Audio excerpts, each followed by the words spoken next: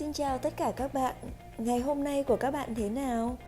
Ngọc Anh mới kết thúc thời gian làm việc trong ngày hôm nay và rất vui được ngồi tại đây để chia sẻ với tất cả các bạn những kinh nghiệm về sắc đẹp và sức khỏe sau thời gian làm việc. Mọi người hãy cùng chia sẻ với Ngọc Anh nhé. Thời gian gần đây, Ngọc Anh có tham gia một cuộc thi nhan sắc tại Malaysia và rất vinh dự Ngọc Anh đã đạt giải Hoa hậu khả ái. Sau thời gian đó thì rất nhiều người đã inbox cho Ngọc Anh để hỏi về bí quyết làm sao để có một làn da đẹp và một vóc dáng cân đối. Thì ngay tại đây hôm nay Ngọc Anh sẽ cùng chia sẻ với các bạn một số những cái tip nhỏ để chúng ta có được một sắc đẹp toàn diện nhất.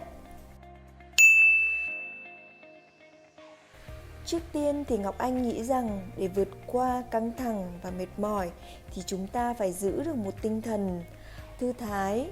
Bên cạnh đó, Ngọc Anh lựa chọn một số phương pháp giống như ngồi thiền, tập yoga và sử dụng một vài sản phẩm thực phẩm chức năng để hỗ trợ cho việc có được một sức khỏe tốt nhất. Ngọc Anh rất là cảm thấy vui vì thời gian gần đây Ngọc Anh được một số người bạn giới thiệu cho một sản phẩm thực phẩm chức năng vô cùng là tốt. Đây là sản phẩm Nutricenta đến từ công ty trách nhiệm hữu hạn Đỗ Phạm. Thành phần chủ yếu của Nutricenta là chủ yếu từ bột nho thai hưu, bột lựu, sáp dừa, bạch quả cùng một số những nguyên liệu rất là thiên nhiên. Thì đây là sản phẩm mà hiện tại Ngọc Anh đang sử dụng mỗi ngày.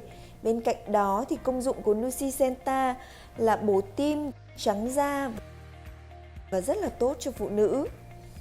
Cải thiện trí nhớ, rất là tốt cho công việc của chúng ta, nâng cao sức đề kháng của cơ thể và đặc biệt nữa là giải độc chống oxy hóa cho tất cả các bộ phận trong cơ thể của chúng ta.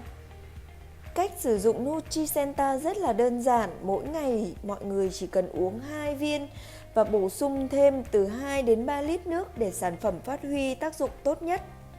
Sau khi sử dụng Nutricenta hết một liệu trình này thì sức khỏe của Ngọc Anh rất là tốt.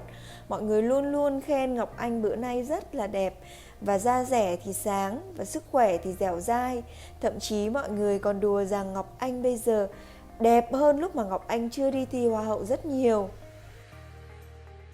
Cảm ơn tất cả các bạn đã lắng nghe những chia sẻ của Ngọc Anh.